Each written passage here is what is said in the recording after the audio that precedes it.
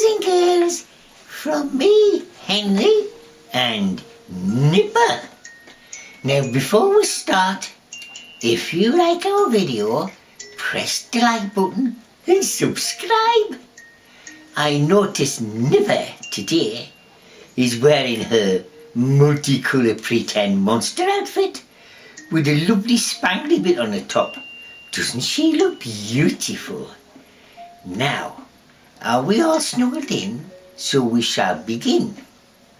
The story is Sleeping Beauty, about a princess who falls into a deep sleep. Here we go. Once upon a time, so very long ago, indeed, that even the very oldest people now alive could not remember it, there lived a king and queen in a beautiful palace.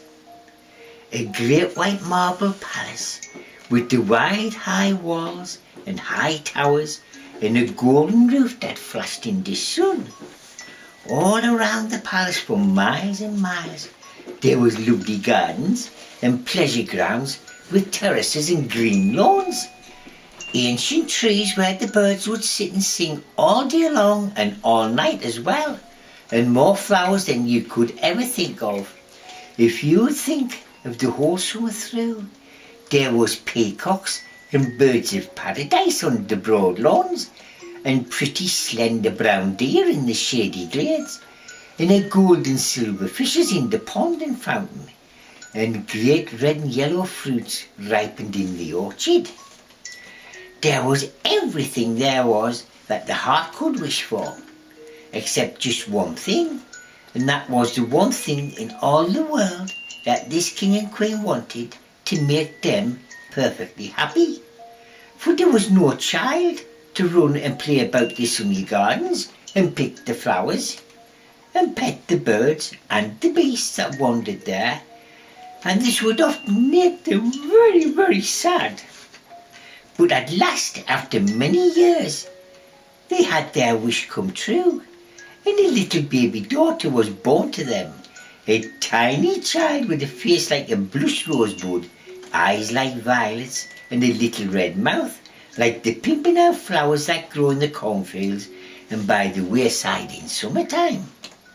Now, you can easily think how glad this king and queen were, and what great rejoicing were made all over the country.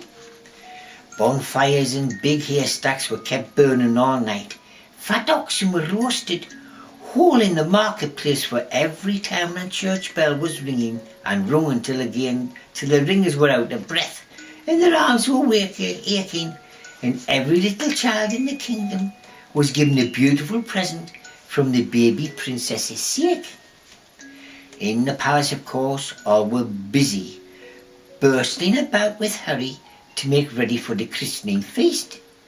The maids were busy putting flowers all round the halls and chambers and sprinkling the shiny floors with sweet-smelling leaves and petals. For the most important guest invited to this christening were 7 very powerful fairies, and you know, I am sure, how particular fairies are about what they eat and drink. Not that they are greedy, but they're used to such delicate food that even the very best of ours seems strange to them. So the queen was very, very anxious that they should be pleased, for they had asked for the godmother and the princess, and she wanted them to be in good humour so that they should be kind to her little one. It was a beautiful summer's afternoon, and the roses on the palace terrace were nodding their heads sleepily in the sun and in the breeze, when the fairies' chariots came into sight, sailing through the blue sky like a flight of bright winged butterflies. They were all good fairies and had known the king and queen all their lives. As long as they had seen them, for some reason there was a great deal to talk about and much news to tell, and dear me, how pleased they were with the baby. They all agreed that she was the prettiest little darling they had ever seen, almost as pretty as a real fairy baby, and that was a compliment indeed, I can tell you. And when all is in the banqueting hall, they sat down to the table. They were even more delighted than at first, for each one of them there was a set of 6 golden dinner things: knife, spoon, fork, cup, dish and plate, made on purpose, as was a present for each, and all different.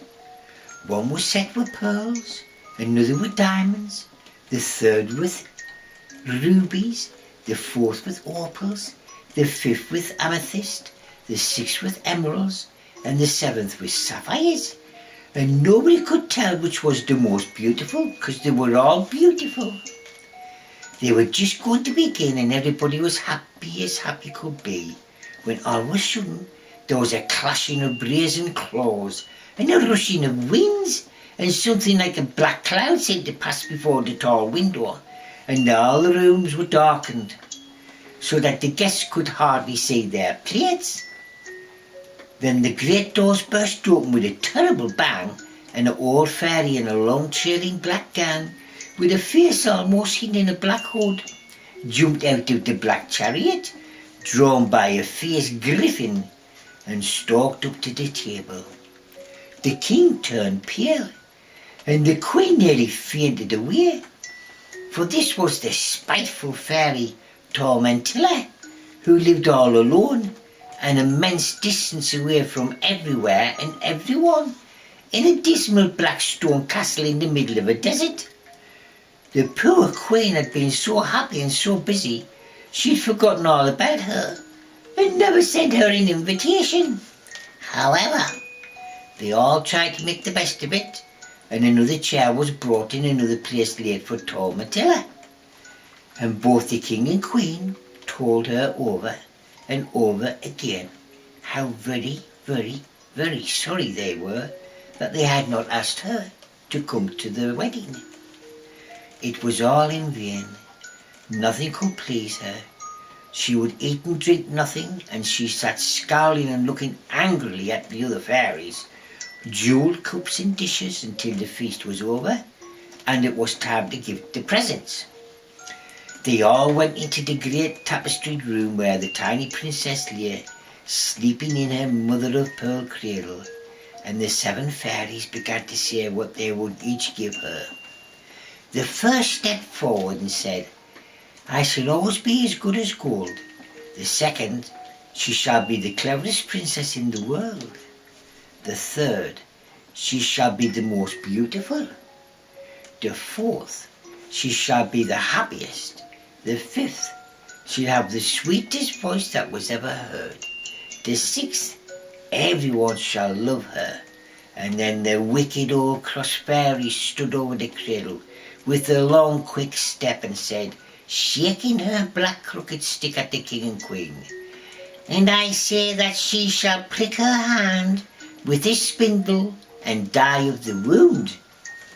Hoo-hoo! At this the queen fell on her knees and begged and prayed Tormentilla to call back her cruel words. But suddenly the 7th fairy, the youngest of all, who knew Tormentilla well and had hidden herself behind the curtains for fear that something might happen, came out and said, "Do not cry, dear queen. I cannot quite undo my cousin's wicked enchantment, but I can promise you that your daughter shall not die, but only fall asleep for 100 years. And when these are past and gone, a prince shall come and awaken her with a kiss." So the king and queen dried their eyes and thanked the queen fairy's heartseers for her goodness, and all the fairies went back to their home, and things went on much as usual in the palace. But you can imagine how careful the queen was of having her little girl, and the king made a law that every spindle in the country be destroyed, and that no one should be made, and that anyone who had a spindle should be heavily punished if not executed at once.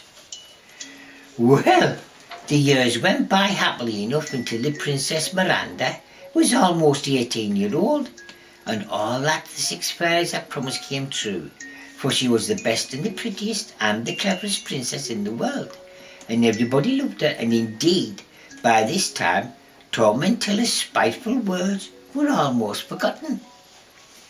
Poor old thing, the Queen would say. She was so angry at having been left out, and she did not know what she was saying, of course. She did not really mean it.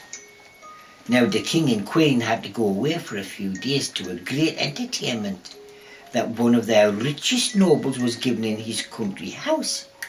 And as the princess did not wish to go, they left her behind with her ladies in waiting in the beautiful old palace. For the first 2 days she amused herself very well, but on the third she missed her father and mother so much. To pass the time till they came back, she began exploring the old lumber rooms and out-of-the-way attics in the palace, and laughing at the dusty furniture. The queer curiosity she found was there. At last she found herself at the top of a narrow winding stairway in a tall turret. It seemed even older than the rest of the palace, and when she lifted the latch on the door, she saw a little low chamber with a curious painted wall, and there sat a little old woman in her high white cap, spinning at the wheel. For some time she stood at the door, watching the old woman curiously.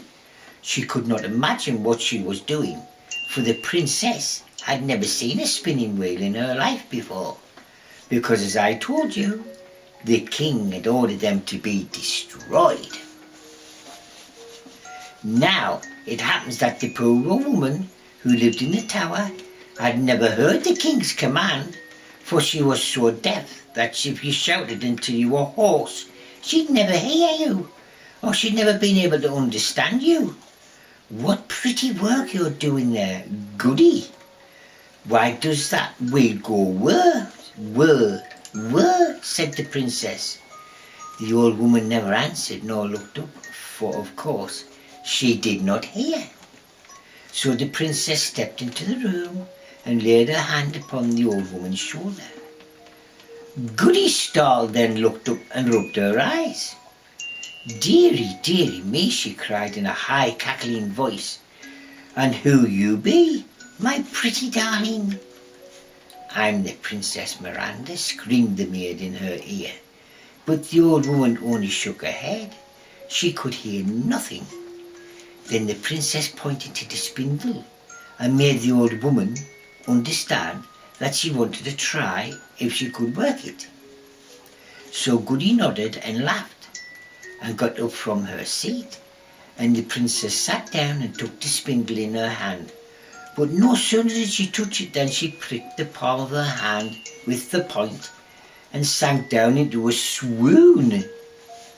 Immediately a deep silence fell all round. The little birds that only momentarily before been singing so sweetly upon the windowsill hushed their song. The distant hum of voices from the courtyard beneath ceased. Even Goody stopped short in the direction she was giving the princess, and neither moved nor hand nor foot towards the poor little maid, and all became as she had fallen asleep as she stood. Below the castle it was just the same. The king and queen who had that moment returned from their journey, and when inquiring for their daughter, fell asleep before the lady in waiting could answer them. And as to the lady herself, she had begun to snore in a ladylike manner. Of course, before you could be wink an eye, she was roaring her nostrils. The soldier men at arms all slumbered as they stood. The page boy fell asleep, writhed his mouth wide open, and a fly that's just been going to settle on his nose fell asleep in mid-air too. Although the sun had been shining brightly when the princess took the spindle in her hand, no sooner did she prick herself with the point than deep shadows darkened the sunny rooms and gardens. It was just as though night had taken over them, but there was no one near the palace to heed whether it was dark or light. This sudden darkness had been caused by a magic wood which had sprung up all around the palace and grounds. It was at least half a mile thick, and was composed of thorns and prickly plants, though which seemed impossible to anyone to penetrate. It was so thick and high that had hid in the topmost tower of the enchanted castle. No one outside could have dreamed that such a castle lay beyond it. Well, and so the years went on and on and on, until 100 years had passed, and the palace and the story of it all were all but forgotten. And it happened that a king's son from a neighbouring country came hunting that way with his men, and his horses and his dogs. In the excitement of the chase he rode on and on and on, until he became separated from his servants and attendants, and found himself in a part of the country which he'd never seen before. In vain he tried to retrace his steps. He only seemed to wander further away into the wrong direction. Presently he came to a woodcutter's cottage and dismounted to ask his way. An old man lived in this hut, and after he had directed the prince to the best way back, the young man pointed to a thick wood ahead and asked what lay beyond it.